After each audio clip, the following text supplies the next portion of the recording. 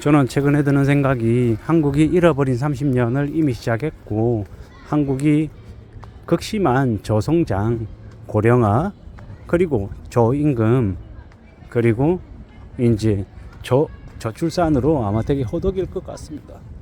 이미 지금 그런 이제 분위기가 시작이 되었고, 한국이라고 하는 곳은 일본보다 출산율도 거의 절반밖에 되지 않고 그런 분위기지만, 출산을 장려하는 분위기가 아니라 더욱더 출산을 못하게 만드는 분위기가 여전히 고착화되어 있는 것 같습니다. 그래서 한국이라고 하는 나라는 일본보다 더 빨리 이 경기 침체, 그리고 저성장, 그리고 고령화로 아마 곤욕을 겪을 것 같습니다. 제가 이제 지하철을 타보면 임산부석이라고 되어 있는 곳에 버젓이 나이든 할아버지가 앉아 있습니다. 그리고 또 아줌마들이 아무렇지도 않게 자리 차지하고 떠들고 있는 모습들을 보면, 아, 저들은 대한민국의 그 출산율에 도움이 전혀 안 되는 되게 무리한 사람들이구나 라는 생각이 들 정도인 거죠. 뭐 출산율 가지고 고작 지하철에 의자 좌석 한번 앉은 거 가지고 되게 그런다라고 생각할 수도 있겠지만, 기본적인 인식 자체가 그렇다라는 겁니다. 회사에서 직원 뽑을 때 여직원이다, 미혼이다 라고 하면 뭐라고 얘기하냐면, 결혼 언제 할 거냐, 출산 언제 할 거냐. 왜냐, 출산하게 되면 출산휴가 가면은 인력이 펑크가 나니까 싫은 거예요. 아예 그런 것 자체를 이제 인정을 안 하는 거죠. 그게 지금의 대한민국에 있는 기업들의 이제 분위기입니다. 출산휴가 갔다 왔더니 자리가 없는 거예요. 그러면 개막장이잖아요. 이러면서 무슨 놈의 출산을 장려한다라고 얘기하냐라는 거죠. 그리고 지금의 청년들이 이 육아 때문에 되게 힘들어하는데, 뭐 육아휴직이든 뭐든 여러 가지 부분들 관련해서 정부가 전향적인 정책들을 내놓아야 될 것 같은데, 지금 하는 꼬라지를 보면 과간이죠.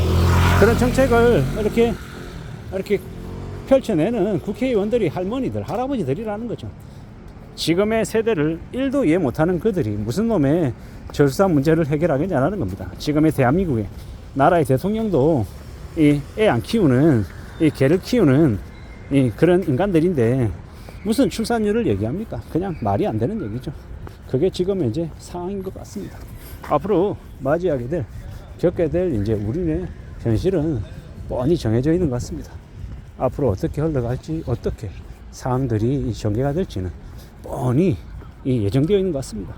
결국은 이놈의 나라가 한번 뒤집어져야 될 정도로 정말 뭔가가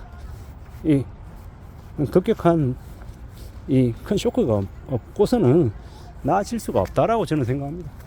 이놈의 나라가 보통의 사람들, 젊은 청년들이 일하지 않는다, 그리고 결혼하지 않는다, 출산하지 않는다 라고 하는 걸 얼마나 심각하게 보는지 좀 들여다볼 필요가 있는 것 같습니다.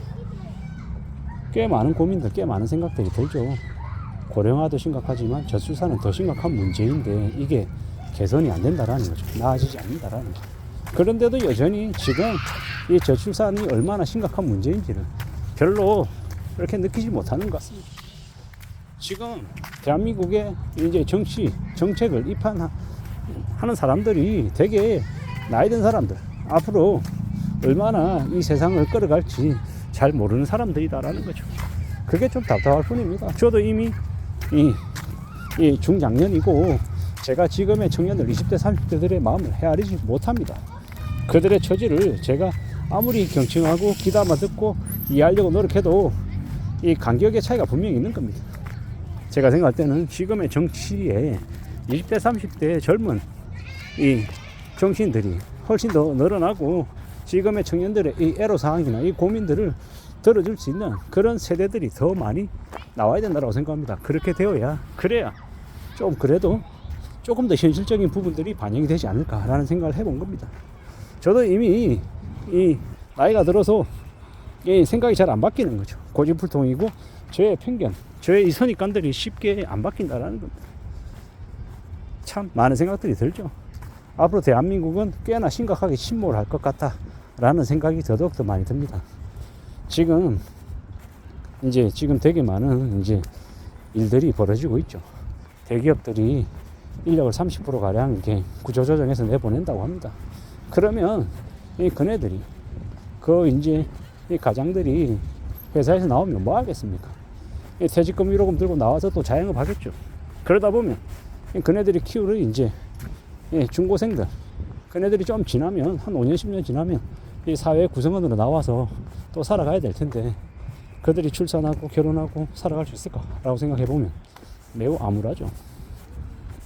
실제로 제가 생각할 때는 이 내수를 좀 더 그래도 내수 침체를 막고 이 결혼과 출산을 좀 더 확장하기 위해서는 이 청년들이 최소한 직장을 가지고 일하고 연애하고 결혼하고 아이를 낳을 수 있는 분위기들이 만들어져야 된다고 생각합니다.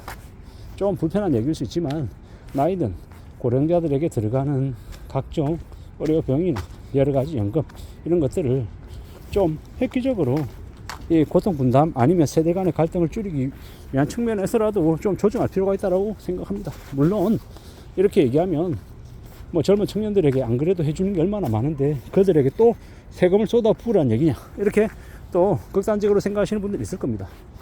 저는 이제 청년 세대 뭐 모든 청년 세대들에게 다 그래야 된다는 게 아니라 연끌하고 비투하고 코인하고 지랄 발광하는 이 사이코 같은 이 청년들은 배제해야 될 것이고 열심히 성실하게 착실하게 일하고 노동하고 하려는 그 청년들에게 좀 방향을 잡아야 된다라고 생각하는 겁니다. 그들이 좀 더 이 세상을 안정적으로 살아가고 좀 더 이 의욕을 가지고 자신의 의지를 열정을 쏟을 수 있게끔 그래도 이 기성세대들이 좀 여건들을 마련해 줘야 되는 게 아닌가라는 생각을 합니다. 그런 생각들이 더욱더 필요하다라고 저는 보고 있는 거고요.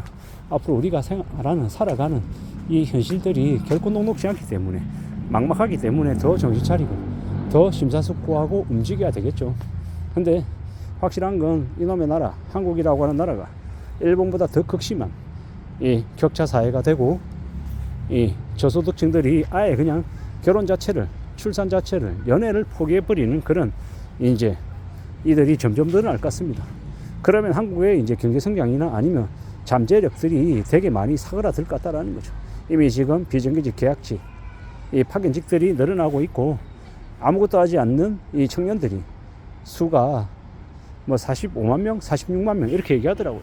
그들이 늘어나면 늘어날수록 이 대한민국의 미래는 더욱 암울해진다고 생각합니다. 그래서 청년들을 위한 좀 청년들에게 관심을 가지고 지켜봐주고 조언해주고 좀 제대로 된 이런 방향을 이렇게 설계해줄 그런 어른들도 있어야 되고 또 그 청년의 시선으로 세상을 바라보는 또 정책을 펼쳐내는 그런 정책 입안자들, 정치인들도 있어야 된다고 생각합니다.